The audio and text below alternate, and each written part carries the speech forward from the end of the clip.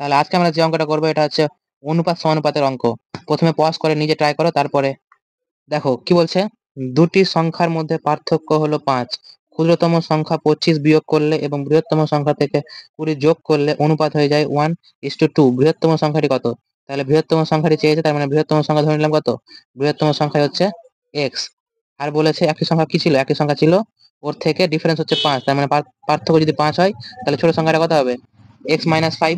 এবার বলেছে যে ক্ষুদ্রতম সংখ্যা থেকে যদি 25 বিয়োগ করি, তাহলে ক্ষুদ্রতম সংখ্যা থেকে 25 বিয়োগ করলাম, তাহলে ক্ষুদ্রতম সংখ্যা থেকে 25 বিয়োগ করলাম, আর বৃহত্তম সংখ্যার সাথে যদি 20 যোগ করি, তাহলে বৃহত্তম সংখ্যার সাথে 20 যোগ করি, তাহলে বলেছে কি অনুপাত হয়ে যাবে। তার মানে অনুপাত সমান সমান কত হয়ে যাবে বলছে? 1/2। তাহলে উপরে কি থাকছে? উপরে থাকছে হচ্ছে মাইনাস মাইনাসে প্লাস, তার মানে -30। আর নিচে কত? নিচে হচ্ছে এক্স প্লাস 20, এটারই মান হচ্ছে 1/2। তাহলে কোনাকুনি যদি গুণ করি তাহলে কি পাবো? 2x-30 গুণিত 2 অর্থাৎ 60। এবার 1 এর সঙ্গে গুণ করলে যা ছিল তাই বসে গেল।